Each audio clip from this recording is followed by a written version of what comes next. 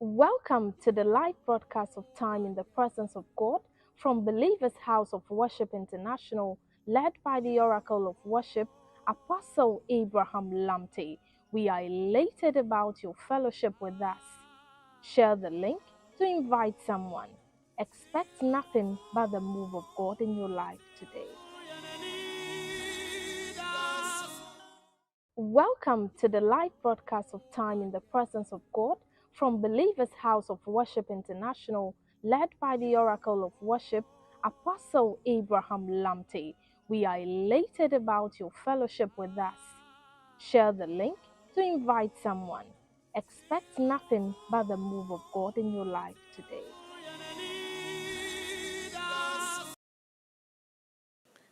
Hello, people of God. It's a very good evening from us here in Believers House of Worship. And to this program, Ask Mommy and Daddy. We are here to answer your questions. Any question bugging your mind about your relationship, your marriage, whatever it may be, we are here to answer those bugging questions you have. My name is Lady Reverend Gloria Kafu Lamte, and I'm here with our father, the Apostle Abraham Lamte. Welcome. Thank you, ma'am. Okay, so we have some questions here that they are directed to you. And that is what surprises me because it's for both of us, yet all the questions are directed to me. If the need arises, shoot. I'll have to answer some of the questions. Yes, If you're watching on TikTok and you're watching on Facebook and you have any question, you can put it in the comment section. We'll see it and then we'll give you answers. Amen.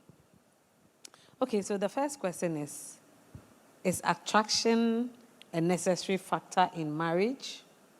If yes, what should I do when my husband to be is purposeful, but I am not sexually attracted to him?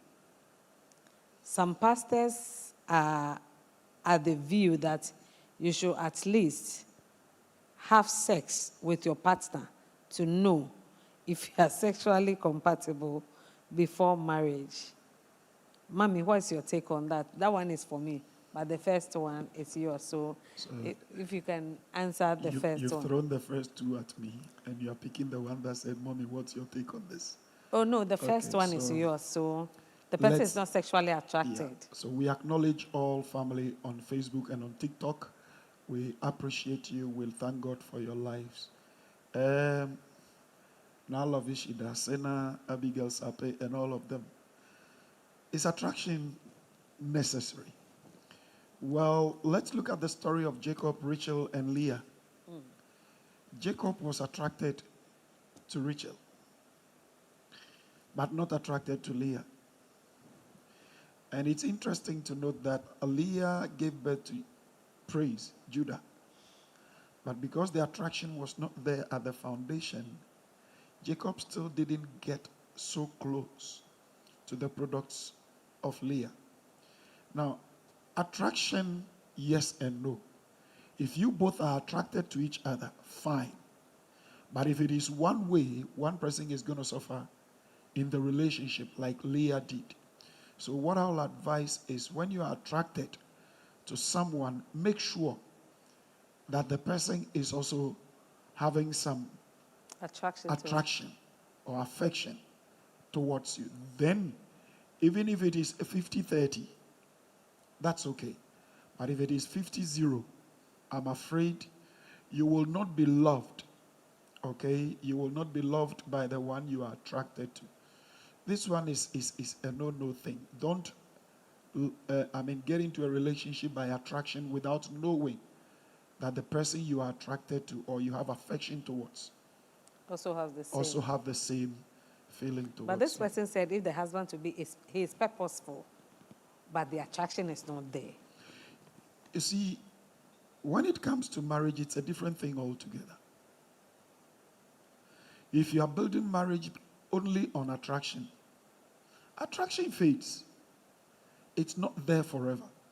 So if she's talking, judging from the husband to be, then it means the question is coming from a female. A female, yeah. Now, my darling, the attraction changes, oh. Taste changes, appetite changes.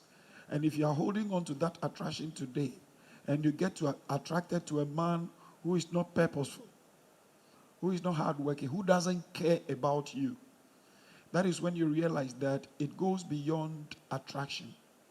So I'll plead with you that you do your best and look beyond the attraction and work towards your future and your safety. I also believe that because there's no attraction, even if you marry the person, you'll not be attracted to the person. Exactly, like you're I going said to earlier. punish, and you're going to punish somebody's child. Definitely. So for me, it's a no-no. The question directed to me is that some pastors are of the view that you should have sex. I don't subscribe to that. It's a no-no for me because it's not like asana. You want to taste before you go in. God says we should flee from appearances of all evil. He said the body for the meat for the belly. But the body is not for fornication. So it's a no-no. It don't even, I don't know which pastor who will tell you to try sex before you go in. It's a no-go area for me. So I'm sure we have answered the first one. So the second, what should I do when I find out after marriage that my husband or wife cannot satisfy me sexually? What should I do? To me or to you? To you. And then, okay, answer that one. Which one? If after the Bible says if there is any cause, you see, satisfy you how? Sexually. Sexually, as in how? You need to be specific. Satisfy you, is he impotent? Can he perform? Yet, because he cannot last for 5 minutes, you are not satisfied. Then you ask yourself, where are you coming from? You see, the Bible says, if the foundation be corrupted, there's nothing the righteous can do. If you have trained yourself with so many things, so your stamina is now 20 minutes, I can tell you on authority, no man in his right frame of mind can last on a woman for 5 minutes. Okay. Unless he is under something. Shinuni hete shiomo. Daniel Babo te mwe manche yele 5 minutes po jekechon. By the time he is getting to the second minute, third minute, the angels have descended. But if where you are coming from, you are the one that you want 20 minutes, 30 minutes, honey, you'll be a widow prematurely.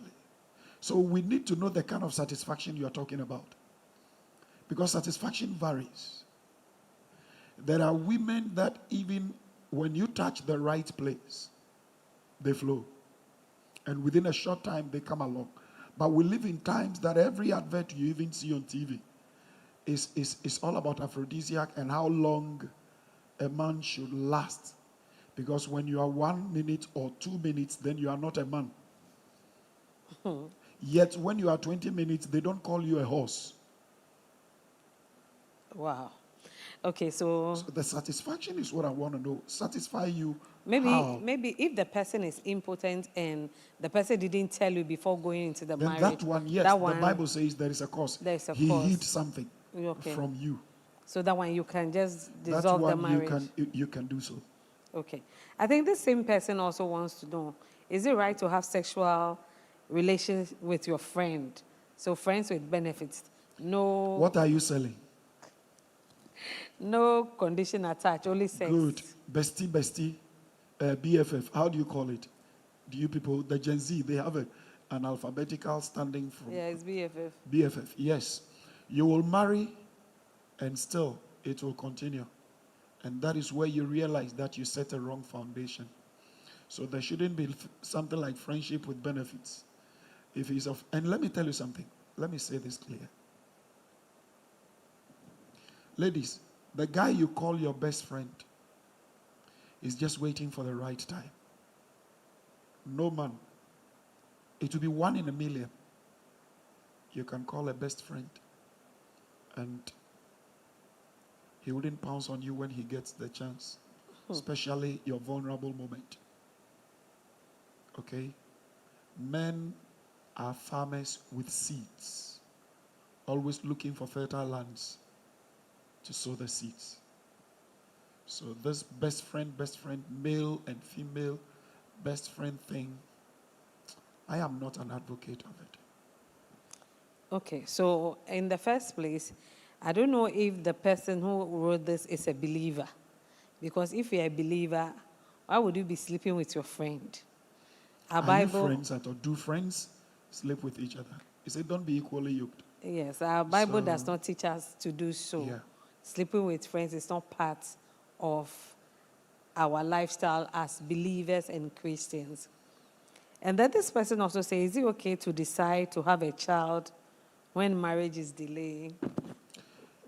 This question, I have my view on that. I have my view on that. If marriage is not coming, yet you are fertile, faith is not foolish.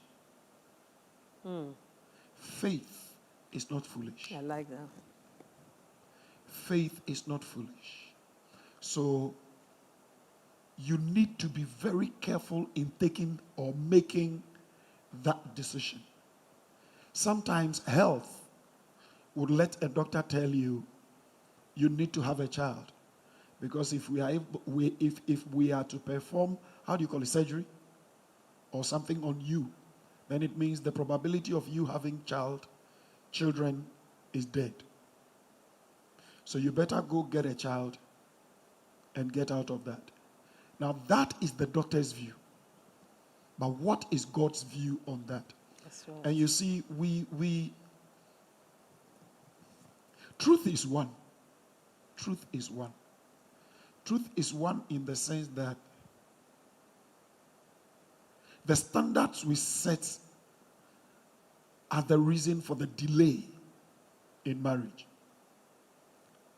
2, spiritually, there may be a hindrance. 3, character, or there may be something you are not doing right. Hence, all these things. But I can tell you on authority that somebody will say yes and no. Have your child if marriage is delayed or something. But as to where I sit as a servant of the Most High, I will tell you there is nothing God cannot do. That's right. Because if in this ministry we've had women without wombs getting married and having 2 children, we've had women that doctors said if they don't marry now, they will not have children. And yet they stood by faith and they got married 3-4 years later and they still have not 1, not 2, but 4. I can tell you on authority that you will not be the reason God will be a liar. His words never goes to come void. So when God says wait, he knows what he's up to. My question to you is, are all children children? The desperation to have a child can let you have an ogbanje. And you still call that one a child, because anything you have not given you by God will be a burden. So honey, I would want you to wait. Okay. So you have to wait. There's nothing like going ahead of God. We all know. Sometimes, you see, sometimes it happens by accident. Keep it. That one is different. Yes. But this one, is if it's premeditated, Abraham went ahead of God, and we can all see what the outcome is. So wait on God, and at the right time, he will give you. He gives gifts without repentance. When he gives a gift, he doesn't add sorrow to it. Let's appreciate Nana in OKC. Okay. Oklahoma City. Hello, my dear. How are you doing? Hello, Inena, for joining us. We are Yeah. happy to have you. We have Stella Yeboah, KT, and then Jenny Ado. Nakushika Alote, God bless you. Please bring people on board. We are all learning so that we share ideas. We have Papa. our in-house audience too, and your time to ask your questions will be coming pretty soon. Papa, please, Hey. I want to ask if it's advisable to be with a lady whose parents have prejudice against my tribe, hence do not want Approve. us to continue with the relationship. Papa, I love this girl, and Love, ne. we've been together for 7 years. Hey, What medical have you school. been? 7 years. Medical school. You qualify to be medical doctors by now. Now the thought of losing her is driving me crazy. Then you will go crazy. Papa, please, what do I do? Do nothing. Let her go. I will not beat about the bush, my son. What you're feeling is not love. Go and define love. You see, we all try to see if we have the definition of love. 1 Corinthians, the chapter number 13, from the verse 2. Can somebody read it for me? Where are my Bible readers? 1 Corinthians, the chapter number 13. Let me read my thing. In a big column, so na me go read them. Yo, 1 Corinthians 13.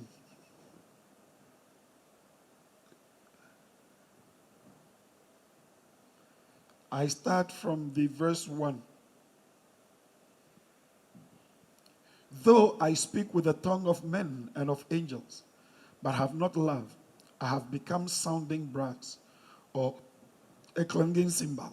And though I have the gift of prophecy and understand all mystery and all knowledge, and though I have all faith so that I could remove mountains but have not love, I am nothing. Verse 3. And though I bestow all my goods to feed the poor, and though I give my body to be burnt, but have not love, it profits me nothing. So what is love? All these things, we can easily interpret it as love. I was talking to some young ladies and I told them, if the guy gives you lift every day, he is a lifter, not a lover.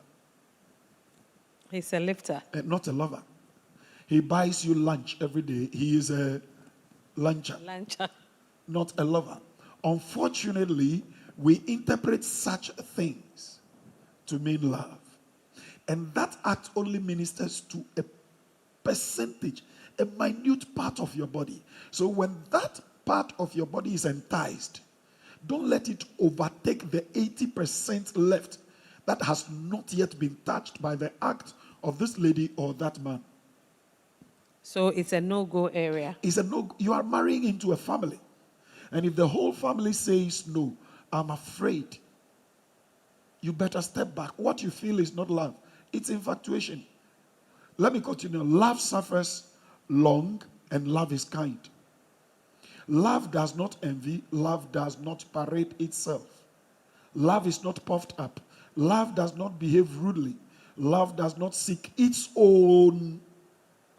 So love is family oriented. Love is collective. But here is the case. You are just taking one part of the family. In marriage, things happen. Who do you go to? That is when the family will rise on you and tell you, we didn't approve of it. You know the story of my sister and my late sister and the husband. Yeah. So please, if the family is not in favor of the marriage, of the union, I beg you, wash your hands off it.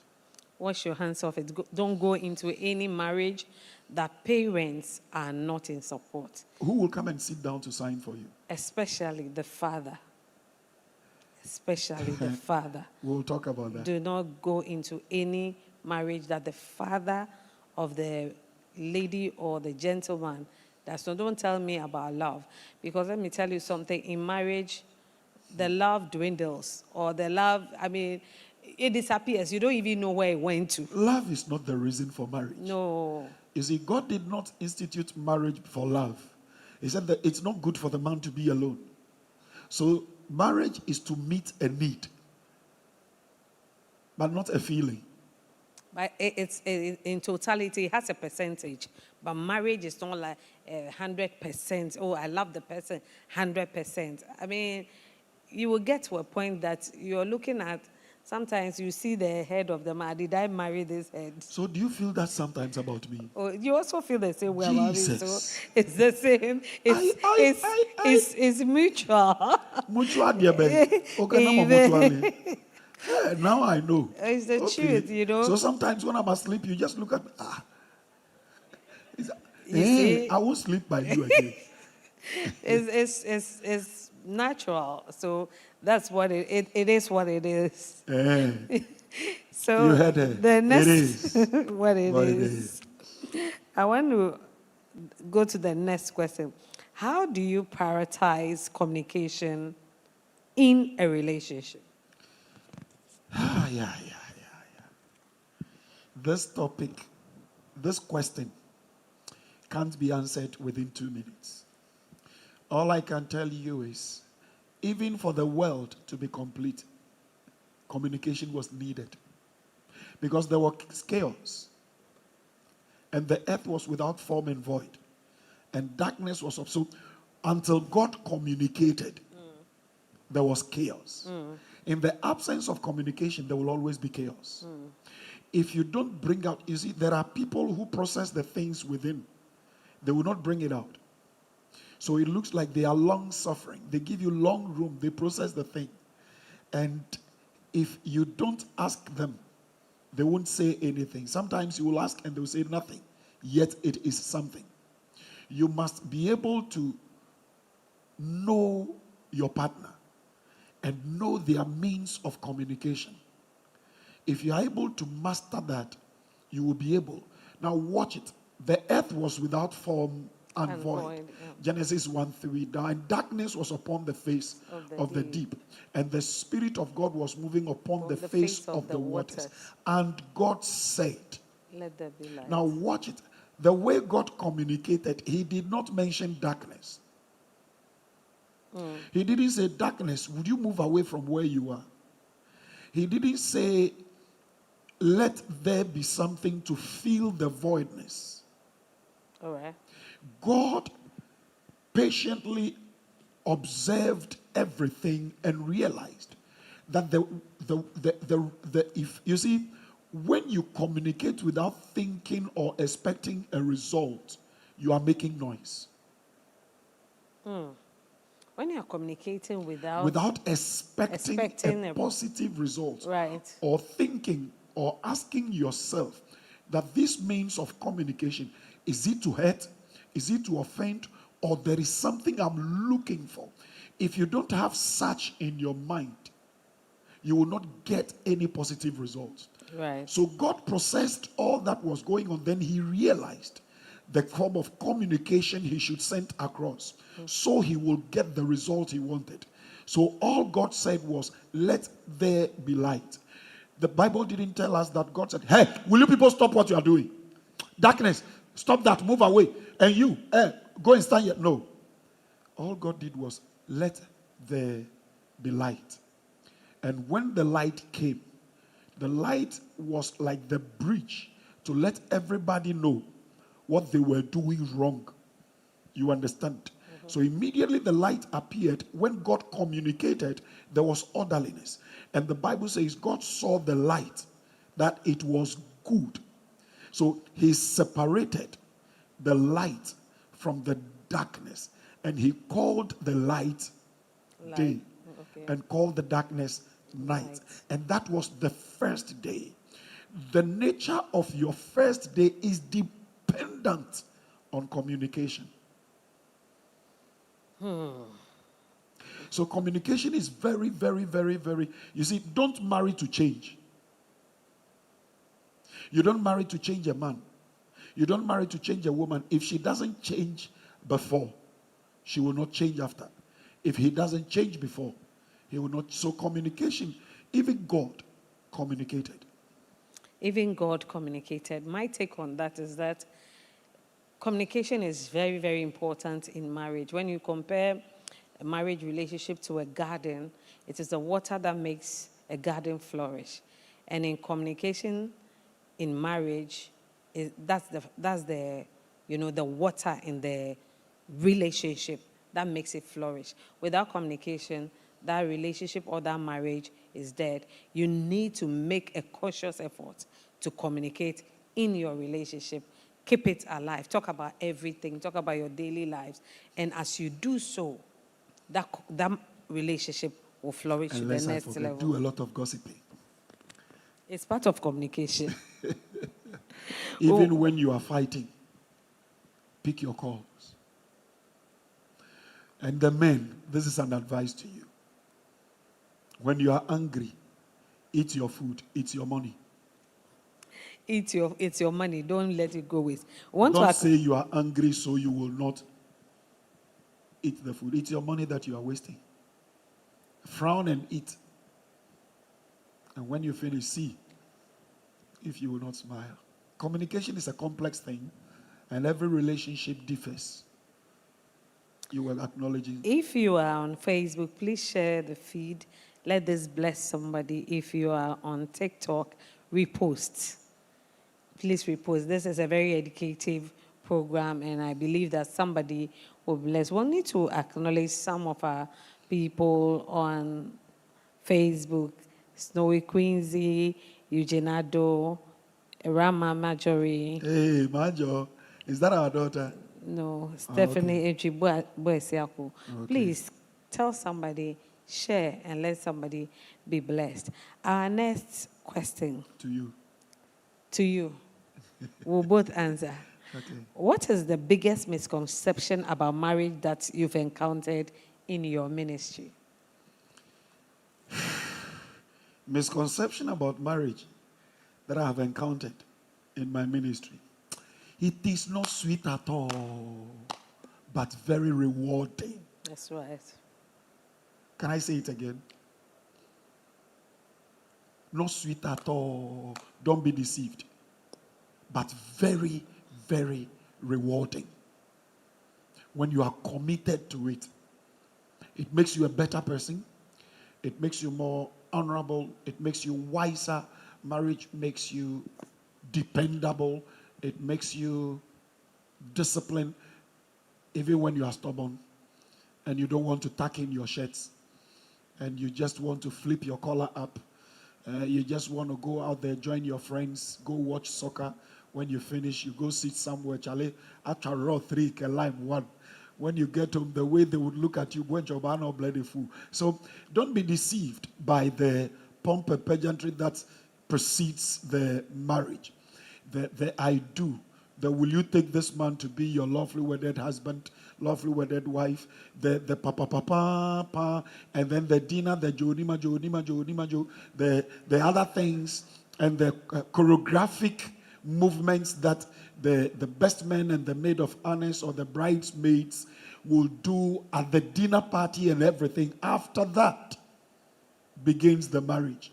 And that is where you realize that the chicken thigh, the popping of champagne, the cutting of cake and everything was just to let you know that in marriage you enjoy before you start the journey. So that anytime you encounter a difficult thing, remember your honeymoon and remember your dinner and let the dinner cover up for it. You mean you enjoy before the suffering? Yes, that is why your certificate is given to you before you start the institute. Because no two marriages are the same. Two, marriage is not a bed of roses. It's an institution. It's a school.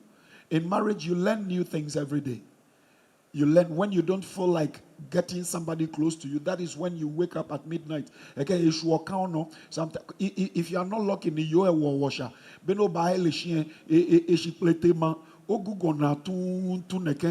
all that you have to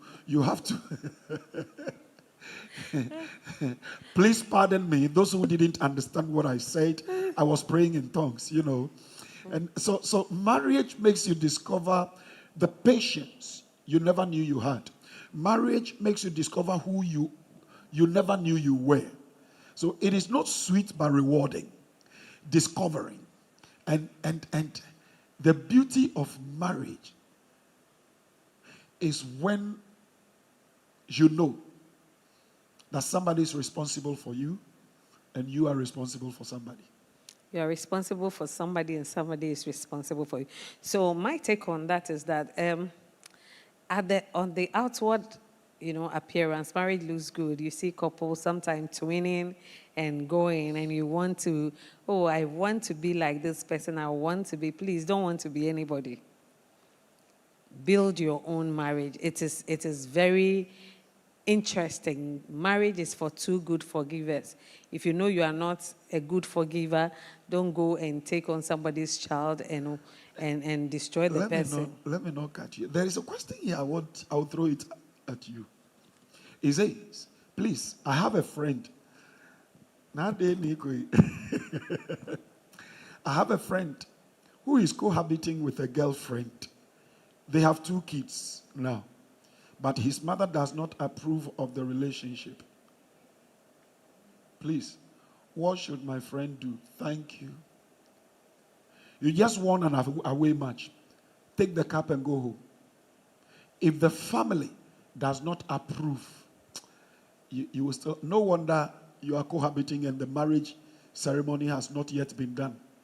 But all I'll say is that the parents should be seen, and whatever there is, the parents should let go, because now there are children in the union.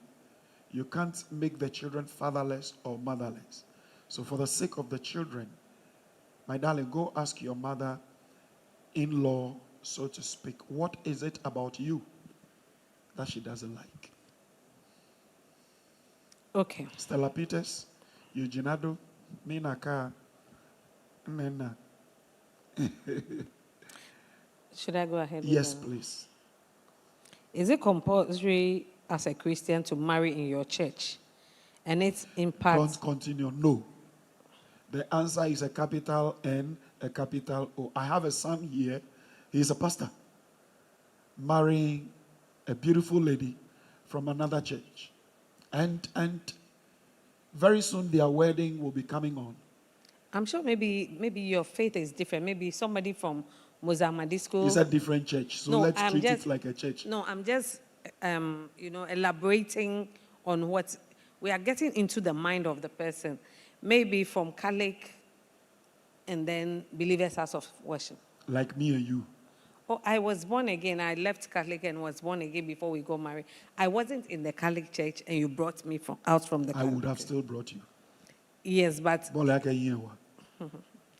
A different. Let's create a different hypothetical, situation. Somebody from Catholic or Presby and Charismatics. Your faith and beliefs are not the same. Don't marry a God-fearing man. Marry a husband.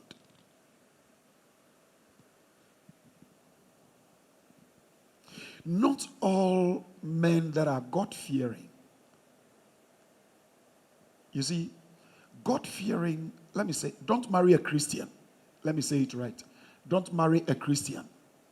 Marry a husband. Because we have many men as Christians, many women as Christians, but they are not wives, they are not husband materials. So it should be somebody who has the qualities of a husband. Because there are people who may not be Christians, but they understand the qualities and the principles of marriage, and they follow it to the latter. One time I was listening to Papa Eastwood, and he made a statement that really touched me. He said, if both of you fear God and you respect God, you don't need counseling, the marriage will succeed. But Bible says we should not be yoked with unbelievers. So if the person is a husband material, but not a believer. No, I'm just basing on what you just said. Mm-hmm. That if the person has the qualities of a husband, that person don't marry a Christian, but marry a husband. Mm-hmm. I'm just basing my question on that. Bible says you shouldn't be yoked with unbelievers. The person is a husband material, wife material. I think it's somewhere in the scriptures that peradventure your character will let the person change. We are not married yet. We want to marry, not already married. What do you have that the person saw to decide to marry you? You see, I have 3 special way people marry today.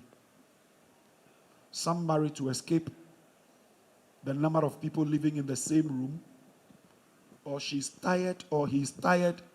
Mostly it's the women. so they want to escape the family. Others marry because they want somebody to be responsible for them. Or others also marry because they feel they are getting too late. They are overgrowing and outgrowing. Now, all these three premises are wrong. If these are the premises on which you get married, I'm afraid you are wrong. So what I will say is that be sure of what you are getting into. Because marriage for Christians is different. And marriage for Muslim is different. But when you are walking on the street as married couple, if not by the way you dress, and lately we wear kaftan. I have been with you on several occasions that people begging in traffic call me Alaji because of the way I dress. Until you tell people your faith, they see you as married couple. You understand? So I want to look at marriage not necessarily from the Christian perspective or from the Muslim perspective, but marriage in general. The way you go about it by the right instructions will let it last.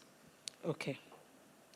My take on that is that if you marry from the same place, it gives you peace of mind. You know you are going to church together. You know it's all night. Both of you are going to all night together. You know it's fasting and praying, and we are all going together. So if you marry from the same place, it is okay. But if that person is not from the same church or faith, but the doctrines are different, if you have understanding, See, you can so go let into me it. tell you, you can marry from the same place and one will have a different brain. And you can have somebody marrying from two different places, but they hold on to scripture Exactly what I'm and saying. the That marriage stance. Now, look at what your daughter, Mabna, sent here. When you spoke about the Catholic, he said, Mommy and Daddy, please, is marrying a Catholic and being a charismatic not Christian marriage, please? Oh, it is Christian marriage, but then if the person does not subscribe to your all night, you're speaking in tongues, you are not able to feel, how are you going to? I believe strongly, sweetheart, that when you were courting, being a charismatic, he would have heard you or she would have heard you pray in tongues. Sweetie, So you'll be after the surprised marriage, that in courtship, the person will allow. so if there is a cause, The person will allow. But when you get into marriage, they tell you are making noise. eh, When you are courting, you are not living together. you see, you are making noise does not mean you shouldn't pray. Okay. The location can be the reason it's being interpreted as noise. You see, you don't always have to be pumped to know you are serving God. Sometimes in discomfort, you discover something within that you never knew you had. Okay, we have one question from online. So one will find out what the question is and then who is directed to, then we can take it. I pray it shouldn't be directed to me. Good evening. Good evening. Good evening. So this goes to Mommy. Good. I want to ask, how do you handle a long distance relationship when, let's say, you're in Ghana and then your partner is outside the country? How do you handle something like that? Let me also ask you, is it a long-term, long-distance relationship? Do you intend to maybe after a short while come together, or the person will be there and you'll be there and you'll be married? I don't subscribe to long distance because I don't know what the person is doing there and I don't know what the other party is doing here. If you can, Bible says, so that you not be tempted, be together. If you can, be together. Because you might never know. It's winter there now. Where? In the diaspora. It is winter. You will never know what the person is doing. Mommy, if you don't mind, what is it with winter and marriage? Oh, the way you are emphasizing on winter. It is cold, and everybody And, wants a bosom to Don't get they have into. blankets and duvets and what have you? The feeling of the blanket is different. And the feeling from... The duvet will not duvet. No. From a human touch. Everybody has needs in their body. Okay. Everybody has needs. We shouldn't be hypocritical about this. If you have a need of a woman, what do you do? If you have a need of a man, what do you do? If for a short while, Bible says for a short while, and you're going to come together again, it's fine. But don't tell me that my husband is in America for 5 years and I'm here. So I'm waiting. What is he doing in America? Are you sure 5 years? He's 5 years. there alone, or 5 years Or you're you're also here alone? alone. I don't subscribe to long term a long distance But relationship. then, what if, let's say, the case is we had a business here together, but we had to contribute for one person to go out, get a life for together, then we can't pick the second person, but then it's like things are not going as planned. Then the person should come down. You see, marriage is so sensitive a thing that when you want to add probabilities to marriage, you would have a whole lot of garbage in future to handle. And if you are not forgiving, it will be a wrong dose in the union that once in a while will pop in and kill your joy. You are doing business together as coupled. And then one goes so that when it is well, you can pick. And then you go and it is not well. Come back and put things right. But you don't say, let me keep staying. Many marriages are now, I'm a Hanging in the balance. because the man needing documents or papers will have to marry. The woman needing documents or papers would have to marry. And in some cases, the one you would have to marry will demand taking you to bed. Yes. Some even demand having a child with you. Yes. I mean, we travel. Yes. And we handling such. You understand? You know,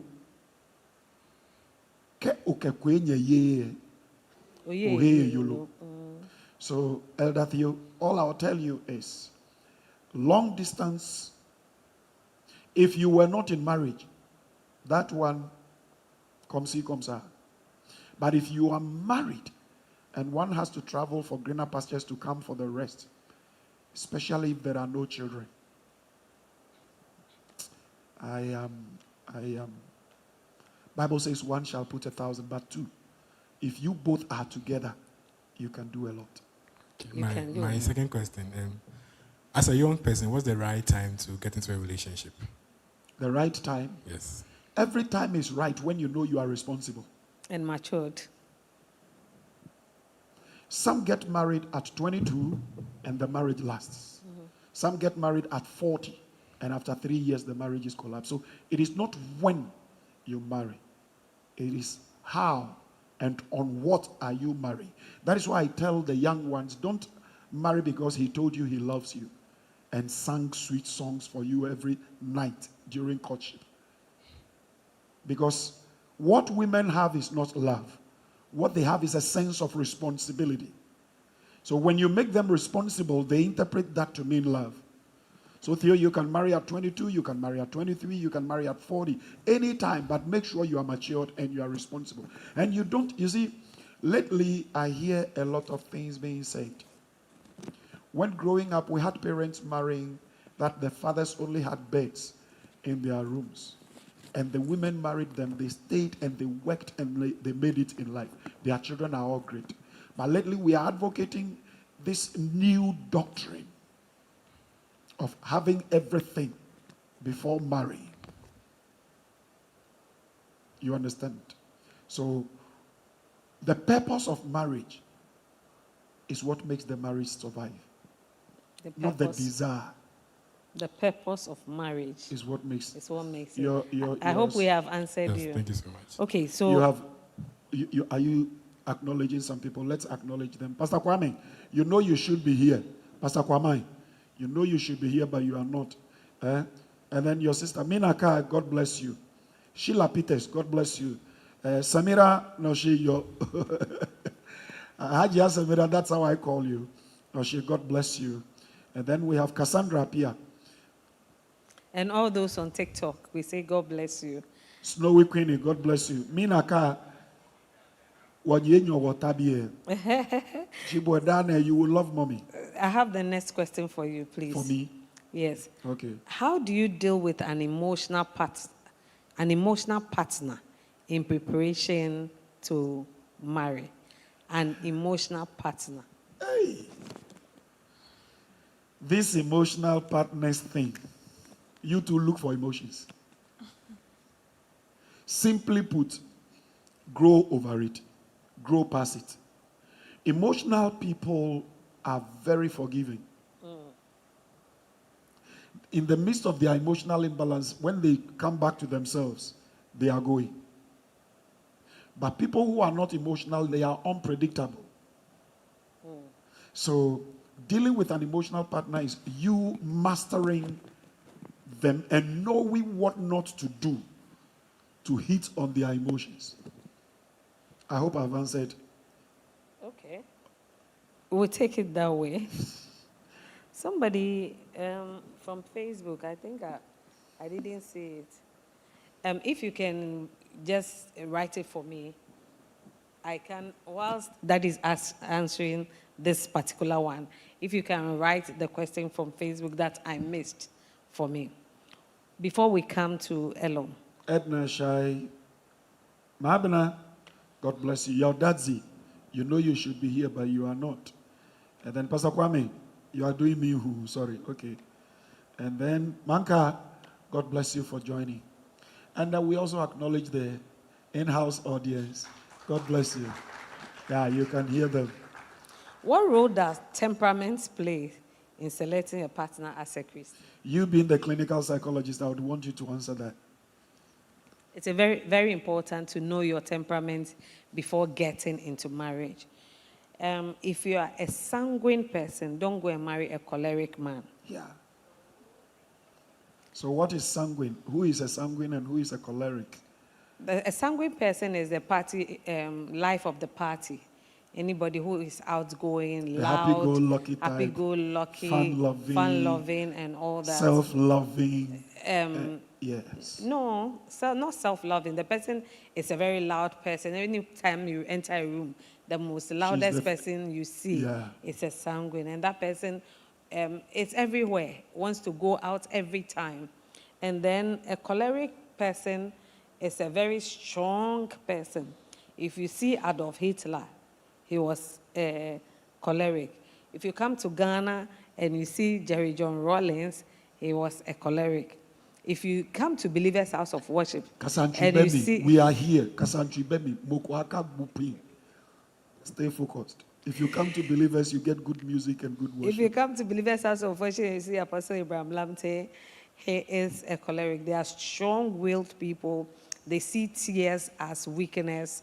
They are not, they are people users, and it goes on and on. So know your temperament. This program is not about temperament. Later we'll talk about temperament. The melancholy is melancholy and choleric too is serious because both are firebrands. For instance, I am a melancholy phlegmatic, and Daddy is a choleric sanguine.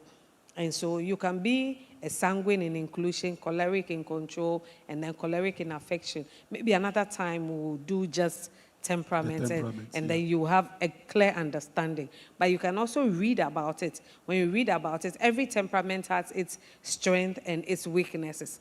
Like the choleric. Daughter says she thought I was a sanguine. No, you have sanguine. You are a choleric sanguine. And so some people, when you know your temperament, make sure you don't go for the opposite of who you are. You would have a lot of problems. For instance, we have had a lot of struggles in our marriage because we are both firebrands. I don't know what she's talking about. Me, I'm very cool. He's a choleric.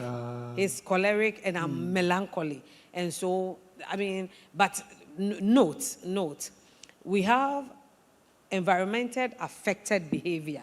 Sometimes you might think you are something because of your environment. Yeah. Where you grew up can affect who you are. And so you are not a sanguine, but because you were born in Accra or you grew up in Accra, you might take some of, or Teshimami or Nungwa Mami or Choko, you take on certain characters.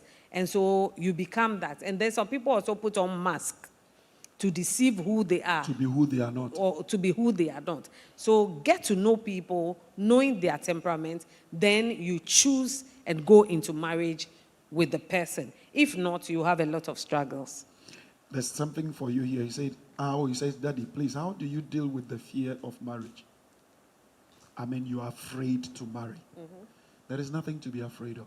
Marriage doesn't kill unless you allow it to kill you. So This one, I would want you to come around, then we talk about that, okay? And then another one says that when is the right time for a divorce to get into a relationship?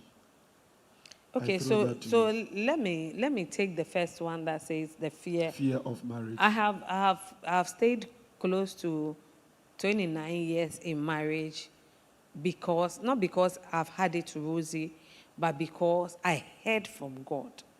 When you hear from God, not what any prophet tells you, not what any pastor tells you. I have a daughter here who is divorced. Let me deal with Colette first. Your son, he says choleric sanguine is a tough one. Look, Katie, by what you have written, let me see you tomorrow after service. Can I go? Because I'm sure no boo. I'm getting them here. So, can you hear from Elom first? Yes, Elom. Okay, Daddy and Mommy, there's this thing lately in relationships. It's called silent treatment, which leads to ghosting. I don't know if you are familiar with it. Do you think we are old people?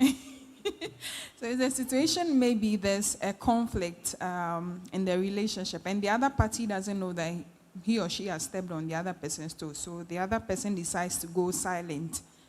It can last for about 2 weeks, even getting into a month, because the other party is expecting that you the offendee should know, whereas you don't know.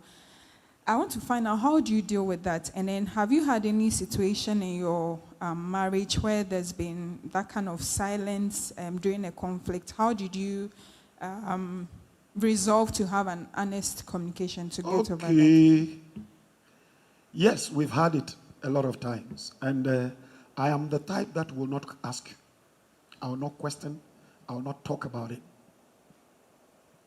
I won't at all. She's the type, what's in the pain. She will come and ask you. She's the confrontational type. But I am kind of, like she said, your environment, your upbringing plays a major role. So it got to a time I realized, in fact, she called my attention to it. You can both not be the same. One should be the one to observe. So there will be times and she'll go like me. If the thing is there, you won't talk about it. You keep it in you, and you let it grow and grow and grow, and then you say it to hurt me. I will ask you there and then, and when I finish, I am gone. So this thing went on and on and on, and I realized that it is something that is not helping. So if I will not talk about it, then let it go and let things be. But if you can't let it go and let things be there and then, not to hurt, not to pay back, not to prove that for being offended, the person is inferior. Because being human, we offend every day.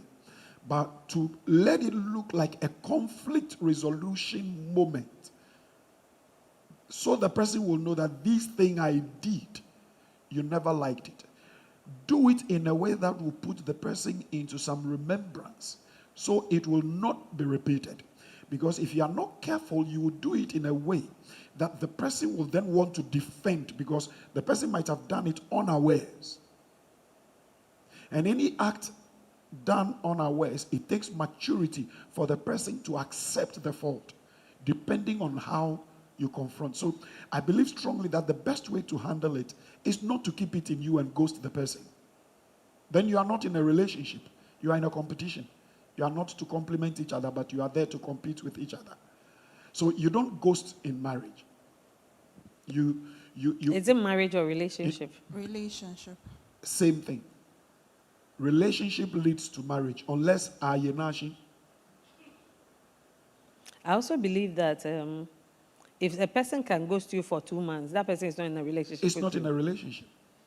Even a week, that person, I mean, why would you be in a relationship with somebody and ghost the person for a week? It is communication that makes the relationship thrive. And so if that person can ghost you for 1 month, 2 months in a relationship, then know that when you go into the marriage, they can ghost you for years. For 10 years. So it's a no-go area. At all. It's a no-go area. And Pastor Kwame, please, yes. Temperament changes when you begin to know God more. Exactly. The closer you get to God, the better, the more godly you look.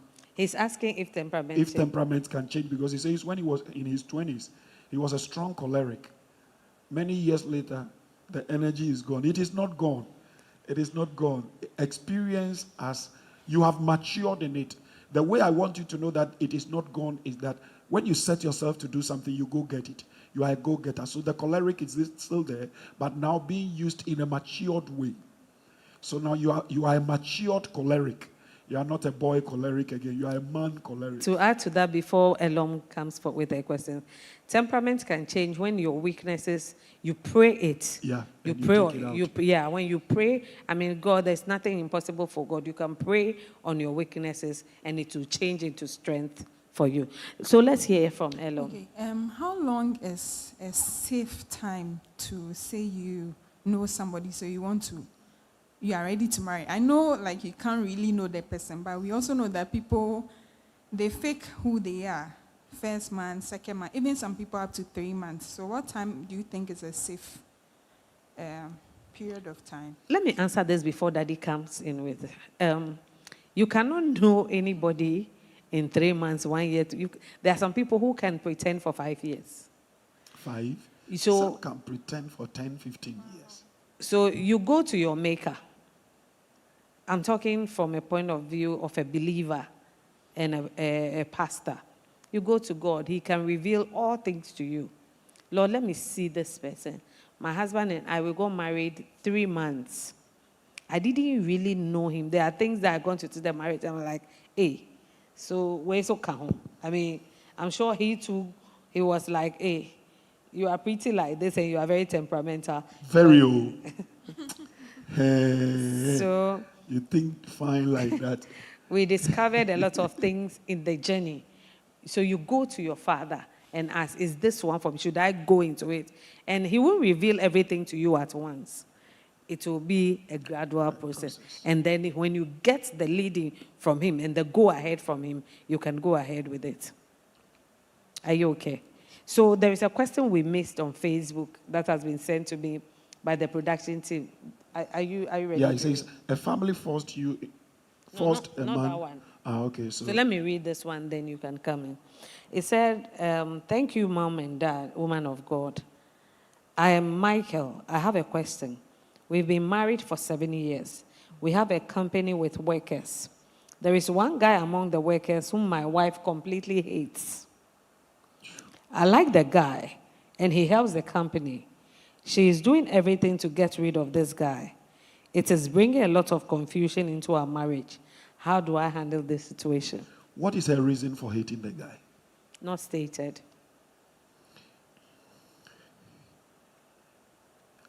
Well, we are not in an atmosphere of anything prophetic, but so find time, take your wife out, sit down. Let your wife see what you have seen about the guy. And also wait and listen to your wife's reason. She must have a reason. There is always a converging point. When she tells you her reason, after you've told her your reason, you can definitely find a confluence. That is a place where 2 or more rivers meet, is what we call confluence. You will definitely get a confluence where it will be okay for both of you to meet. Now, when you get to that point, you then give that instruction to the young man. You don't do this, you don't do this, you don't do this. So long as you keep doing it this way, Madam will be okay with you and I'm okay with you. But it goes beyond that. Say, I can tell you it's something that goes beyond that. So let's leave it here for now. And there is another one who says a man was forced on her. I think we missed that. If the production team can give... A man, your family forced a man for you to marry. And you did so, but the love is not there. And there is a child in it. What should you do? So where was the love when he was on top of you? If he didn't rape you, he didn't force you. You think the love is not there. No, there is something he is not meeting. So patiently pray it. As at now, you are already married. You have a child. You expect me to say, get out. No, stay there. You are not going anywhere. But the truth of the matter is that the love you think is not there is there. Look for it. Some things, like you will say, nauthetic. You've already gotten into it. So, and then another one says that what will happen that a lady you are in a relationship with will say she doesn't know why you should marry. What do you do? The person doesn't want marriage. All of a sudden, you are in a relationship, then all of a sudden she comes to say, I don't see why we should marry. Then she's not for you. Thank you. One question before Russell comes.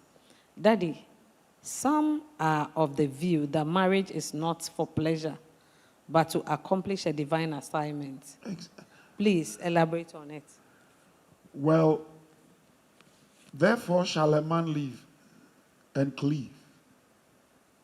I don't know if there is a statement there, and be happy. Now, happiness is a product of achieving results of something you're working for. So the happiness in marriage never comes until what both of you are expected to achieve, you are able to achieve it. So when you look for the happiness, when happiness becomes your reason for marrying, the first 5 years will let you desire to quit. But the results of what you are aiming at is the reason you marry. That result will keep you together and you keep working towards it. If you are able to achieve it, that is where the happiness will come in. Some think the happiness of marriage is when children come in. So when children are not coming in, then there is no happiness in the marriage. Others think when you have cars and houses and a fat bank account, you travel on holidays anytime you want. And that is what the world is trying to let the Christian community. It is very common among the Christian community that even when you are going to propose to a Christian young girl, the first question she will ask, what do you do? Meanwhile, you didn't ask her what she does. Are you understanding what I'm saying? So it is a deadly thing eating into the body of Christ today. Deadly thing entering into the body of Christ. So marriage is, I believe that marriage is, I mean, it's a whole, it's a package. It's for procreation, it's for pleasure, it's for all. So you get a little pleasure. When you buy a new shoe, you don't see the shoe. It's in a box. It takes time to open the box. And the executive ones, when you open it, you still have some cloth sack-like. It is in there. Some are even covered with some foams and some bubbles and other things. You need to take it. It's a process before you get to the shoe. Your aim is the shoe. But there are things you have to take off before you get to that shoe.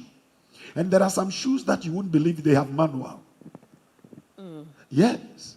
Shoes with manual. You are giving me manual. And it will tell you, this is how the lacing should go. And when you wear it, when you take it off, you need to let it be here for a while. Let the wind or the air or something. Shoe with manual. I mean, how? But if you want it to last long, you follow the manual. So marriage has a manual, and the manual is the Bible. I think I missed something from Facebook. Good evening, Christiana Lawrence. Good evening, Mommy and Daddy. Please. Your mommy's phone is off. So where is... Good evening, Mommy and Daddy. Please, when is the right time for a divorce to get into a relationship? Yeah, I just read it. That's what I read earlier. We have a lot of questions coming in here. The right time to, when the man becomes violent, threatening you with death. Some men are not violent, but you hear them say, I'll kill you one day. I'll kill you one day. I'll kill you one day. Watch out. For out of the abundance of the heart, the mouth. Oh, the speaketh. question is, when is the right time for a divorcee to get into a new relationship? Is there a time limit on that one? Yes, I believe that you must heal from the past. If you don't heal, you go and bleed on somebody who did not cut you. So, as a divorcee, heal from whatever you have gone through And then when you move into the next one, the experiences from the divorce will help you in your new You see, relationship. many rush to marry after an encounter because they are looking for a refuge, but not for a hospital. But after a divorce, the first place you need to go to is a marriage hospital. So you will be counseled and talked to heal. Today we were at a funeral and I was talking to the pastor about something that even the churches, we don't have grief therapists. So when people lose their mothers or their fathers and things, we will take them through that psychology so that they will heal properly. But we think the family saying, po, if enoko, then the person is healed and restored. It's a ticking timing bomb. So please, the best time for a divorcee to marry, I think, is after you believe you are healed. And you no longer get angry when you see the person you are divorced from. Okay, somebody says, hello, Daddy. What would you do if a lady keeps saying she's no more interested in a relationship? I'm older than her for 6 years. She says she's no more interested. Keep what is left for you and go your way. You are even lucky the person told you before even getting into marriage. If the person tells you, don't say that I love you, and so I'm holding on to what is not there. I mean, marriage is difficult. So if the person says he's not interested, it's difficult. But let the person go. God will bring you a new person. Somebody directed this question to me. Hi, Mommy. Please, what's your take on giving birth before marriage? And what's the appropriate thing to do? I don't believe that if it's an accident, we've answered that question. If it was an accident before you get into marriage, it's fine. But deliberately going into have a child before marriage, for me, my faith does not allow that. If I knew what I know now, I'm not sure I would have made the same mistake I made many years ago. So if it's an accident, fine. Accident means that you don't know. You are not a believer and you had a boyfriend and there was pregnancy. But don't deliberately, as a believer, tongue talking, Bible believing, fire in your bones Christian, go and have sex and have a child and say it was an accident. That one is not Say an accident. it is the devil. It is not an accident. Please Don't don't do that. That's my stand on it. You don't go and give birth before marriage. Sometimes we think about giving birth today to please society, for society to know that Societal pressure, I'm also a mother. peer pressure. But the long term, oh yeah, chachu like they will say it in some communities in Accra. No, chachu. okay. So let's hear from Russell before. Thank you, Daddy and Mommy. Please, my first question.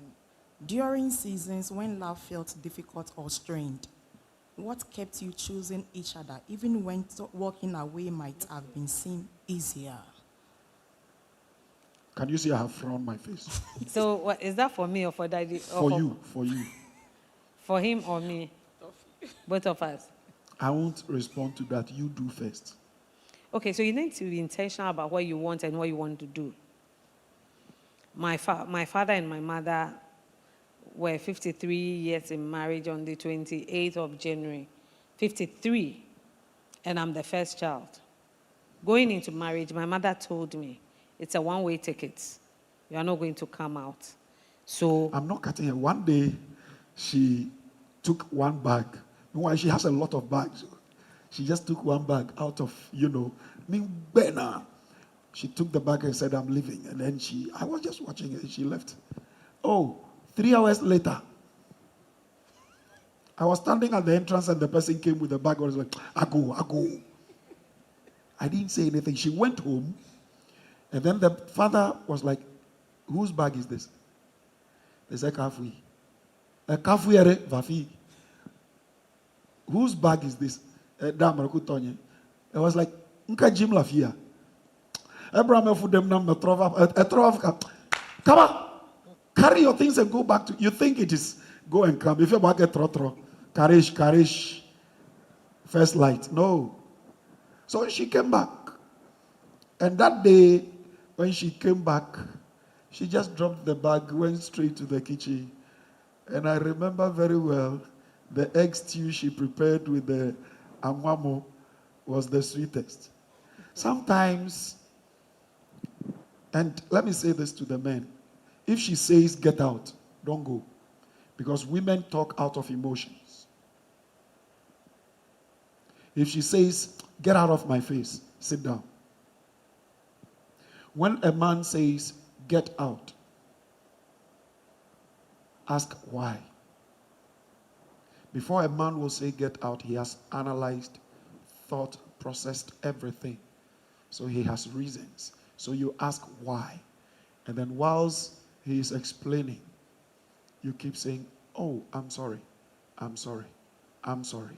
Then it dies there. But we have come this far because I'll say I'll give a 60% commitment into this marriage, and I'll take 40%. Oh, I thought you were clapping for me. Please clap for me.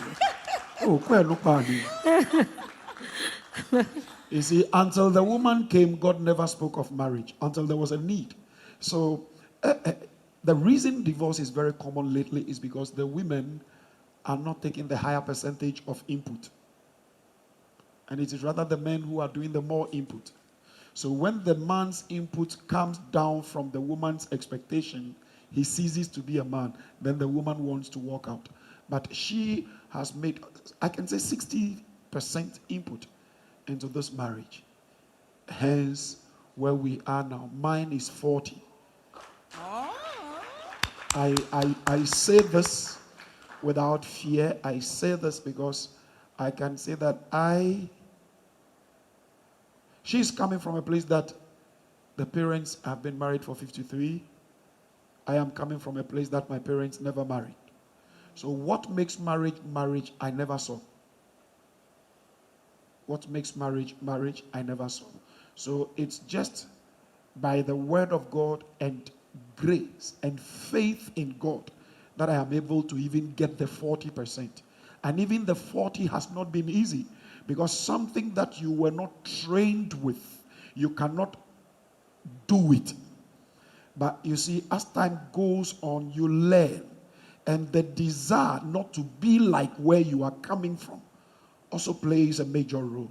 So there are times, oh yes, some will say you shouldn't have said it on air, but there are times you even contemplate divorce.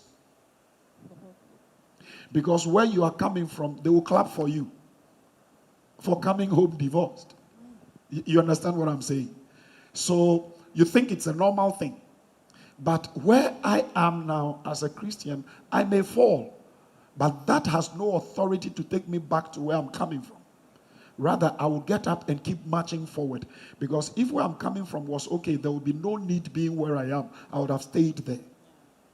So I will give her the credit on that. And I will thank God for her parents, because definitely if she's coming from where I'm also coming from, we will have the same kind of taste. Oh, me, ya. You see, but then when you know that where you're going, and secondly to her family, all the siblings are married, and their marriages are okay. They are all in their matrimonial home. They are 4 ladies and 1 gentleman. All of them are in their matrimonial homes. So definitely if she, the eldest, goes back, and me, in my case, O&E, if I go back, who's going to blame me? Nobody. But do I have to go back? So ask yourself, do I want to be like where I'm coming from, or I want to go forward? So I can tell you on authority that what has held us is her 60% commitment and my 40% input. I don't sound like a gentleman sometimes.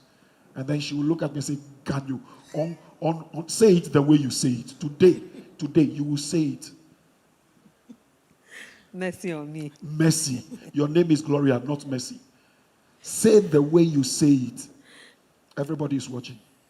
When there are some things that are not for public As for this consumption. one, the public is hungry. Russell, is that all? No, my last question. What she has to say. I'll say it at the end of the program, don't worry. Okay. Daddy and mommy, most of the times, Daddy used to talk about your struggles with mommy when you were started dating and all that, whatever you've been through.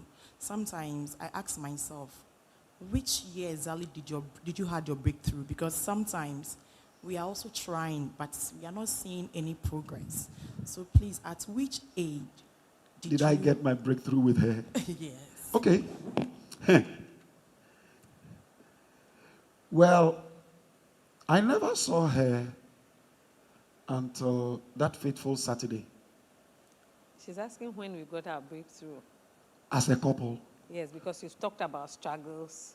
And so it So- looks so- like they are trying, but they are not breaking Do through. we have a breakthrough? Are we there yet? God has been good. That is the word. God has been good. You see, every day is a breakthrough day. It is relative, depending on what you are expecting. Because if you were living in a hen coop kind of room, and God gives you a single room which is bigger, it's a breakthrough. And then from there to a chamber and hall, it's a breakthrough. And then to a single room but with washroom and everything, though when it rains, the water leaks through, it's a breakthrough. And then you get a 2-bedroom. So breakthrough vary. And I will say the breakthrough is when we say it to ourselves that good or bad, we are holding each other. The greatest breakthrough you can ever get in marriage is when you decide that nothing material will be more important to you than your partner. I say it again. The greatest breakthrough is when you get to that point and you say nothing material will be more important to me than my partner. We've walked before. We've stayed 3 days without food. All we had was sugar and no money. And before she will wake up, I'll wake up early, pray outside, and then come back. Warm water with sugar. Because where we are, everybody knows that we are wild Christians. Who are you going to ask to give you something? But we'll take the warm water, the sugared, is it sugared or sugar? Sugared. The sugared warm water. I take, me and the man, so I take full cup. And then sometimes she won't take it because where she's coming from, you understand? And we'll take it and smile and step out. If you cannot see the tomorrow of the marriage, pray again before you get into it. It will be well. It is well. Please keep pushing. Be persistent. Keep praying. There's always light at the end of the tunnel. You know, to you, you might think, I want to do this for 6 months and God will come through. No. In His time, He makes all things beautiful. When your mind is not even on it, when you are not even thinking, that is when God comes through for you. And in any case, don't serve God because He's giving you provision. Whether He gives you provision or not, like Daddy says all the time, have a relationship with Him. And as you have the relationship, the blessings will flow. It will happen and you will be surprised. Thank you. Okay, there's this question from social media, but the written ones before we get to Nana. I'm a young lady in my mid-30s, but not married. The first man that, this broke my heart. The first man that I knew was a married man. Ouch. Ever since, I'm only attracted to married men. She is attracted to married men, or only married men comes her way. She's attracted. She doesn't like unmarried guys. Honey, we will put our contacts at the bottom of the screen. You come see us, okay? You come see us. Some are spiritual. Some are spiritual. I wish I could do an illustration. But on our next Ask Mommy and Daddy, I'll ask the production team to remind me on this. Next question. What will you do if your sisters are not in support of your relationship with your current girlfriend? Now, if it is your sisters, it's 80% are products of jealousy. If not your mom and dad, not your brothers, but your sisters, is jealousy. Check your kindness level towards them. If you are the giver, if you are the one who is always there for them, they will definitely not want another woman to come take, their brother, husband, friend, so to speak. And it is also very common with mothers. When you are the only son and the woman is coming to marry the only son, mothers, especially single mothers, become headache. You know why? Because they train their sons in the image of the husbands they wished they had. So when the son grows, he looks like the husband to them. So any woman that comes in becomes a rival. So I always advise single parents to raise men, not the husbands they wished they had. Don't raise your son into the husband you wished you had. From social media, in what ways, so this is directed to us, in what ways, so I'm directing it back to you. You said to us. Now in what ways did you grow individually through marriage? And were there sacrifices you made that you only understand much later? Okay. In fact, individual growth is so important, but don't let the growth make you individual and independent. It should be a growth that makes you dependent on your partner, because you acknowledge the contribution of your partner in your growth. She's asking you and I, not about them. So my growth, individual, is a whole lot. The way I talk, you think I am raw, eh? If you had seen me, if you had met me. Today at the funeral when we were leaving, a pastor came to me and said, Apostle, you taught me in class 6. And this should be almost 32 years ago. I was so raw. I don't care who is there. My temper was such that I don't care who you are. I will give it to you there and then, especially if I know I'm on the right. I don't care. I can't know quality drama. I don't know how to say this one in English. The anoquality that German. You are my wife. So this is some of the growth, individual growth, because she knew what I was going to say. The truth that breaks a home is better kept unspoken. So, but I wasn't like that. But with her, individually, I realized that I have to mold myself to be the kind of husband she can be proud of.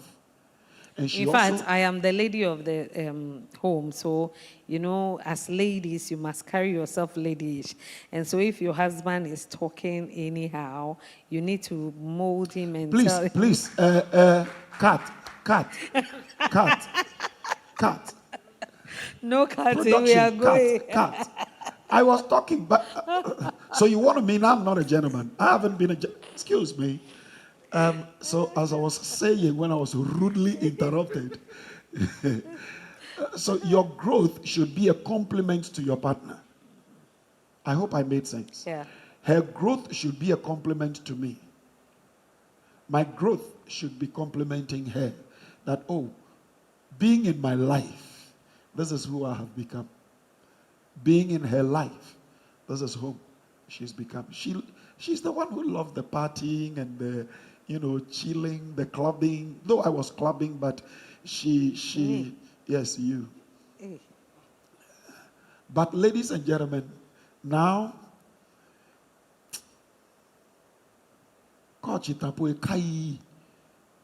and me, one thing that I will never forget, and I'll always fight her on, is, Fridays and Saturdays, I love to go to where there are football parks after 3, they play soccer. I love to go watch football. And when I join them, you know how spectators talk and behave when they are watching. You know, one day she didn't want me to go, but I insisted, and then I said, then come together, let's go. I forgot she was around. And that was what killed the thing. I was campaigning for her to join me, only for me to go and exhibit. Like she said, she's a lady of the house. So, and Charlie, God could make it. You know, the usual anthem. And she stepped away because she didn't want people to see that she came with me. In the midst of it, I turned around and I realized she wasn't there. Then I saw her very far. So I excused myself. And then I was like, oh, Kafui, why should you? He said, Oni, no, the way you were talking, I felt embarrassed. So I had to step back. There and then, and I'm proud of myself what I did on that day. There and then I said, I'm sorry. Can we go home? So I brought her home and I apologized. Since then, this girl, she has used that thing to stop me from going to watch football. I will close the window because I don't want that thing to you know that thing. She's killed it. So individually, I have grown to make her proud. So in marriage, let your growth complement your partner. Thank you. Let your growth complete. And then, yes, there were sacrifices we have made. I have also made that I understood much later. There was a time there have been a couple of times that I just wanted out. And there have been times that he also wanted out, but there were sacrifices we made. There were sacrifices of me eating gari and only water that I appreciated and understood much later. That God made me go through all that to understand how it feels not to have food. Then I could also be merciful to others and also give them food. So yes. A gentleman is asking a question here, and I would want you to answer him. He said, please, why is it so hard to separate yourself or let go of someone you love? Why is it painful? Because you think you love the person. Because you think, not that you are in love with the person. Pain is a thing of the mind. Let's hear from Nana, then we can. There are two. If there are questions on TikTok, the way please, your daughter is giving you funds, I don't like it. Questions on the ones you sent to me. That's the first one. So I have two more. You be careful before I preach you tomorrow. You have seen it. No, I'm not on Facebook. I want to hear from Nana, then we can continue with the social media. Okay, so mommy and daddy, my question is a bit personal with me. I'm the type that when I complain about something once or twice, and you are on it, you are still repeating, I keep quiet. You see the way mommy said, I'll just go silent. I'll just go silent on you and not complain again. People find it as a problem with me, but I don't see it as a problem because I see it as something that you repeat more than 3 times is your behavior, and you are bent on not changing. You are wrong there. Not every foundation can be broken within a day. There are people, what they're doing is unintentional because they don't see it as wrong. So when you say they should stop, it doesn't click. You say the second time, it's a repetition. You say the third time, then it becomes necessary. So they begin to observe if you will say it again. So they go back to look into themselves. Human beings are the most complex things to live with. You understand? This woman seated here can be in pain and still be cooking and smiling. It will take me to know that this food that is being cooked is a product of pain. Then I'll just go and I'll go like, are you okay? Is everything okay? She will say yes, but she knows I know it is not so. So when you say once, twice, thrice, break, give yourself time, say it again, but this time after saying it, ask, did you notice when I said it the first time, I stopped and I'm saying it again? Please, it's something you have to work on. If teachers don't give up on us, we shouldn't give up on students. Okay. My follow-up question is, what of a partner that is always defensive when you address anything or any fault of theirs? They grew up with insecurities. They grew up, most people who are always defensive are coming from abusive and communities of unloved. They were never loved. So the only way they survived was to defend everything so they feel safe. So when you find out that this is the nature of this person, you will no longer point out mistakes. You suggest, what about if you had done it this way?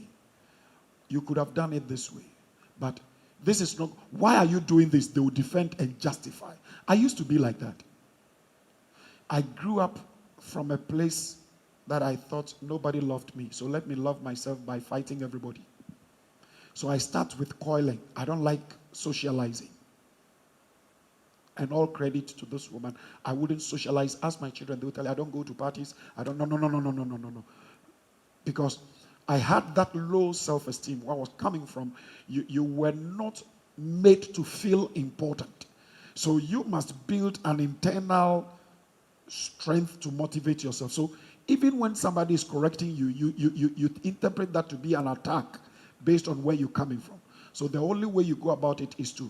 So whoever you are with that attitude or character, the first thing you have to do is no longer pointing out the mistakes, but suggesting otherwise. And then gradually, the person will begin to gain the self-confidence and open up for discussion. Those people don't make room for discussions. And they will always find a way out. When they see that they are not winning. Now I'm telling you how I used to be. When they see that they are not winning, they will go and pick something of the past. But you two, you did this. You two, you did that. How many of you know somebody like that? But you two, you did this. You did that. So why are you, these are people who grew up with insecurities. They were not loved. So that was a defensive mechanism. You suggest to them, how about you could have done it this way or that way? Yeah. I was just going to say, how you say what you say is very important to those people. Okay. If you don't know, you will also be fighting back. But then you need to change strategy and say it in a way that will be appealing to them rather than attacking them. Are you good? I'm good. Thank you. Okay. Right. If you could give one piece, so this goes to you, Daddy. If you could give one piece of counsel to couples navigating love in today's fast, digital, and pressure-filled world, what principles should never be compromised? Respect, communication, and support. Respect each other, communicate a lot, and support each other. But let the foundation be based on prayer. Respect, communicate, support. To add to what Daddy said, what you can do, it's very difficult for women to submit because of what we see on social media. We believe that, what a man is doing, we can also do. It's a lie. And so we are always competing instead of completing. We cannot submit to our husbands because motivational preacher has told you a man shouldn't, usurp authority over you. But hey, when you read Ephesians 5 from 21, it says, submit one to another. So mutual respect for the both of you. Then it comes to wives, submit. So if there is mutual respect, then the wife can respect you. But if you don't respect her, and anytime you are also talking to her anyhow because I am the man, it doesn't work like that. Mutual respect. Then it comes to women, submit to your husband. Then it comes to man. Love your wife as Christ loved the church and gave himself. So if you are able to give yourself, please close your ears to social media motivators. Make sure that somebody wrote something on Facebook. It said marriage is God ordained and the manual is the Bible. So let's go back to the Bible. It's not about what is happening or what is trending. It's a woman's place to submit. Submit as a woman. If you cannot submit to a man, please don't go and marry. I say it again. Don't marry a man you cannot respect. Men, don't marry a woman you cannot love. If you feel you cannot love her enough and give yourself up for her, like Christ gave himself up for the church without spot or wrinkle, then don't go into that marriage. And God is the final voice for marriage. And he has instructed wife, submit, husband, love. If the wife is not submitting, don't force it. She will account to God. Stay on your instructed mission. They have given the both of you 2 different question papers. Why fight the other one for answering their question papers wrongly when yours is not the same as the other? You understand what I'm saying? You both have different responsibility. The manual for the wife is to submit. The manual for the man is to love. If the man is not loving, who will get the answer wrong? So it is the man who fails. If the woman is not submitting, it is the woman who fails. So you, the woman, focus on the command given you, and you, the man, focus on the command given you. And at the end of the day, you realize that it brings you closer and you stay as God wanted you to. Stay as God wanted you to. Very, very profound. In raising a family, Daddy, this goes to the both of us. You answer and I'll answer. Are you here? In raising a family together, how did you protect your relationship as a couple from being overshadowed by responsibilities? Well, it is not easy to separate responsibilities from the both of you. But the thing is, do not let the responsibility come in between. You stand together and then you focus on the responsibility. The very moment you bring, like my son Theo asked earlier, because of the business, one has to travel. You have placed the business in between the both of you. It will separate you. It becomes a barrier. So the responsibility, I have a question here even that says that they admire us because we have a lot of people under our roof and we haven't, so let me say it, the responsibility. Your son, Oko. Oh, okay. That's my son always He has says, hello, mommy and daddy. One thing I truly admire is the fact that you have lots of people under your shelter, sons and daughters you stay with and care for. Why do you do this? And what is the secret behind this initiative? Okay. So let me finish with the first one. So I have realized that the very moment you stand together, you achieve more. You see, if you want to go far, go with somebody. If you want to go fast, go alone. But going fast will not bring the equal results as going far. You can be fast and just go for 100 meters. And the one going far will go for kilometers or miles on end. So it is better for you because the children will grow and they will marry and leave you.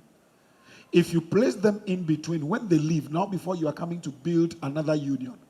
But if you stand together and raise them, when they go, you are still together. We don't wait for our children before we play. We don't wait for our children before we gossip. And sometimes when they come, we sack them.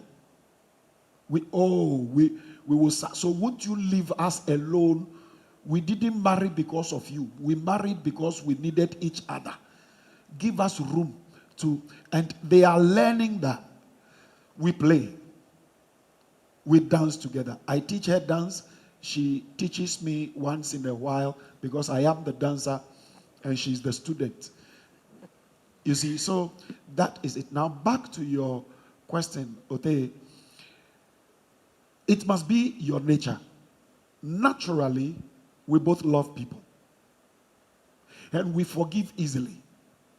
Because you can't have people under you and keep them if you are not forgiving, because every human institution, there are frenemies, there are betrayers, there are ungrateful ones, and you would have those who are there to know your secrets, to destroy the secrecy of it and make it a public knowledge.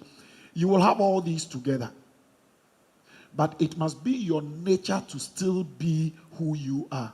And I think it's a godly designed thing, that it's our nature. Sometimes I'll be angry at one, and she will be the one to come and intercede. Sometimes she will be angry, and I'll be the one to come intercede. Because no man is an island. And the stone that the builders rejected, you don't know somebody's tomorrow. So you don't judge a person by today's action. Something can happen tomorrow, and the person will change. And your worst enemy could be your best friend. And your best friend, your worst enemy. Some will eat and drink with you. Then behind them soup on you. So only he could reveal it. And who the cap faith reggae. So to add up to what Daddy said, to answer Oko, for me, I think I took that from my mother. We lived with a lot of people when I was growing up. It wasn't just us, her children. She took on other people. Even now, she's almost 75. She still has a brother's children around. So I think that we feel that we also need to give back to the less privileged, or people we can help in a small way, So that's why at a point we were 13 at home. At a point 13, but it's been worth it, and I think I'll do it over and over and over again, and I believe that you also do it over and over again. Before we come to social media, one last question paper. What's the most important lessons you've learned about love and relationship through your ministry? Don't let the sun rise on yesterday's garbage. Before you go to bed, find a refuse dump and go pour it there. And have an empty basket before the next day arrives. Because when people are passing and they see refuse gathered by your wall, they will dump theirs there. But when they see that your wall is clean, no refuse there, they will carry their garbage to the next town. Never go to bed with an offense. Never go to bed. If you don't talk about it, let it go. But if you want to talk about it before you go to bed. And I thought that was difficult until I decided to do, in fact, until we decided to do it, because I am the Efenoko type. She's the one, she will talk about it and then age up. So long as she's not talked about it, it is still there. I can decide I won't talk about it and it is not there. So what we do is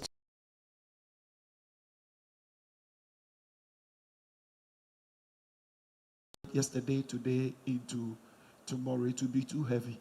The world is a hard place to be. Why carry things into the next day that you don't know how hard it's going to be? Drop it, my darling. Shake off the load. Drop the load and carry the praise. Haven't you noticed that people who you wish dead and they are always happy-go-lucky and dancing, you become the one who dies and they don't care. The person you hate doesn't even care. The person you feel has offended you does not even care. They've moved on.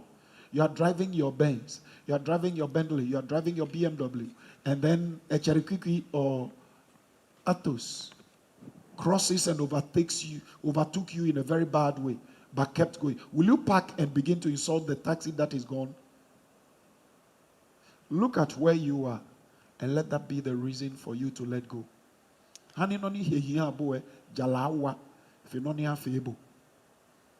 I say it in, how do you say it in? Noni otawo ya nyumode nge hando hiya hiyabu. Phenonia Fable. That's right. So the important lesson I have learned about love and relationship is that it's not everything you see that is true. Or be lie. Some can really fake it. I mean, ministry has taught me. When I got into ministry, I thought everybody was a saint. Until I realized that it was rather, we are rather at the hospital rather than in a safe place. Yeah. So, some love hurts. Some love, it hurts. Now, love itself hurts. What is the use of love when it goes to where it will be loved in return? Have you thought of that? What is the value of salt when it falls into the ocean? Apasadokwe. Mommy, thank you, Daddy and Mommy, for the insightful word. My question is, I want our Father to throw more light. Papa says something that is better to marry a husband, not a Christian. And some things is going on in the body of Christ. Let's say a sister marrying someone who has the qualities of a husband but is a Muslim. And this thing has been like a hook. The person goes into the union, and then at a point in time, maybe the faith or the commitment change. Nice. And at times, like somebody will say that I didn't know one bar, sorry. Oh, say. So I'm not against the person marrying the husband material. But if our Father can throw more light because of some things we come across in the body of Christ. Marriage is not a condition to heaven. Marriage is not the reason you will make it to heaven, but it can take you to hell. Because marriage can make you so bitter that nothing about Christ. Many have stopped the faith. Many have walked out of the faith because of marriage. Because they entered and realized it is not what they thought it could be. But let me tell you something. You can be perfect in marriage. If you don't have Christ, you will not make it to heaven. You can be the best husband, the best wife. If you don't have Christ, you will not make it to heaven. This, I say it without apology. Everything has a manual how to get it. And with heaven, you need Christ. It didn't say you need marriage. Marriage is for procreation, for us here. Amen. For instance, when you are boarding an aeroplane, unless you are a special agent on board the plane or a secret agent on board the plane, you can't just walk aboard the plane with a weapon on you. If you have a weapon, you must bring it out. They'll take it from you, and it will be with the pilot. When you land, you fill a form and everything before they give it back to you. These are the rules governing boarding an aeroplane with a weapon. So there are rules governing marriage so that it will help for the procreation. If it is heaven you are looking for, then my son, it goes beyond marriage. Marriage is to let us know the relationship between us and Christ. He is the husband of the church. We are the wife. How does he relate to us? So how are we expected to relate to him? So if this and that and that and that is what he is doing for the church, what are we doing as a church to be the wife? What is expected of a wife? Are we doing same to Christ, for Christ, and in Christ? If he is playing his role as a husband, then we must play our role as a wife. So marriage is like a metaphor. It's something we look up to know how to relate to God. So if you, the man, you are an abusive husband, you can imagine if Christ were abusive or is abusive to you. If the wife is not submissive, you can imagine a church not being submissive to the God they claim they have. Will that God offer all they need? And here comes where we say he is the same yesterday, today. He doesn't change. We change. So it is difficult for men per nature who fear God to do it wrong. Likewise, the wives. It's also difficult if you fear God. This thing you spoke about, let me come in with, because you mentioned the Muslim. It is very easy for a Christian lady to marry a Muslim, but very difficult for a Muslim lady to marry a Christian. And if you ask me why, I'll say the next time we sit, I'll tell you. But it is a smart move. Because when a Christian lady marries a Muslim, the children are Muslim. So they multiply. When a Muslim lady marries a Christian, the children will be Christian. But why do you think Christian ladies find it easy to fall for Muslim men? Desperation for marriage and lack of faith. Lack of faith. Wow. Lack of faith. So, because they have a standard, they feel the Christian guys are slow in success. We'll talk more about that on next Ask Mom and Dad. wow, this is very powerful. I've enjoyed the time on this set, and I believe you have also enjoyed this time.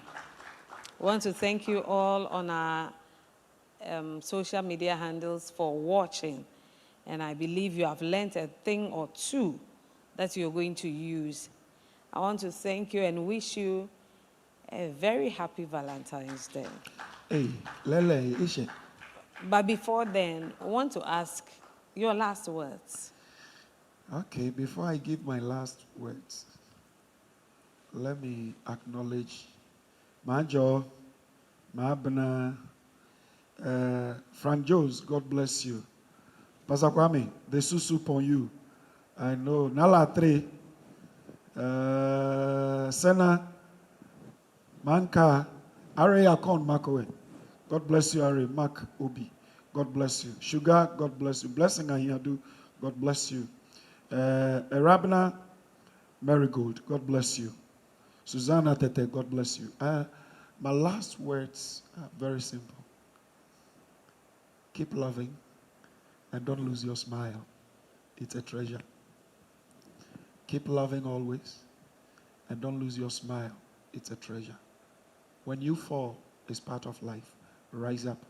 Keep going. It's not about the number of times you fall, but the number of times you rise. For unto every single falling, there is a double rising. Because remember, before you fell, you were already standing.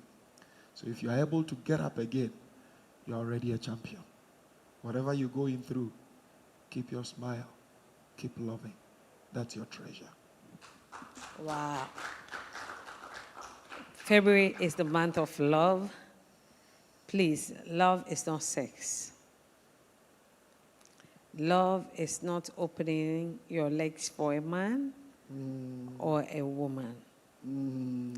Love is giving. I see. If you're here and you've not given your life to Christ, in this month, give your life to Christ. And as you give your life to Him, He will add all other things. Don't be desperate to get into marriage. Don't be desperate to get into a relationship. Everything has its time and its season. We, my husband and I, we wish you a very fruitful month. Navigate the month, knowing that Christ loves you and we love you. God bless you for watching, and we'll see you again. Ciao.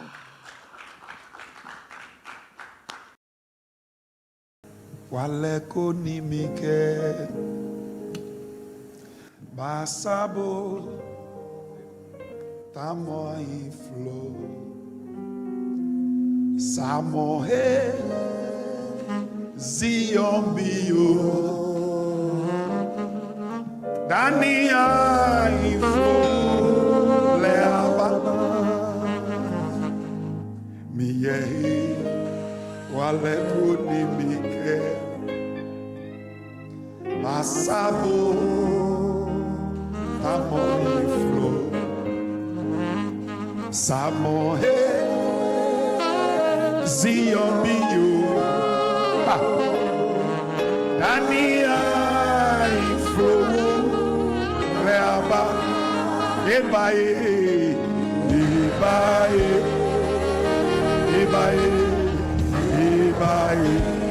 anonya manche ebaye ye atatuya Samo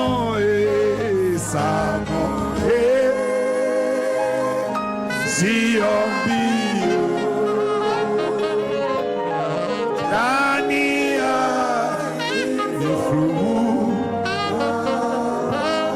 We are all seated waiting for the groom. And I believe strongly that this song should minister to us. Samo he Ole benia inflow le baba. Samo he Kaje chale bonio na ata tu enole ake enye puye. Samo he Ziobi Dania Iflow Leaba Ebae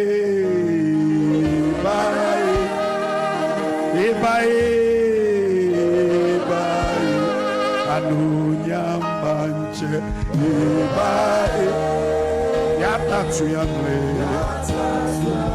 Samoe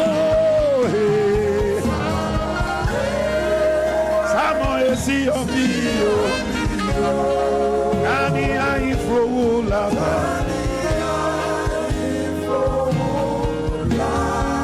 One more time, ebae,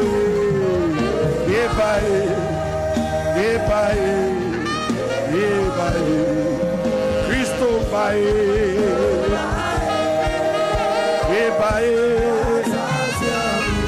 Samoe, come on, Mahado Chevre Kelo Dazaya, Zikande Libini Adobra Kolemadaya, Imalebe de Chose Tokepaha, Lerande Shikipaya,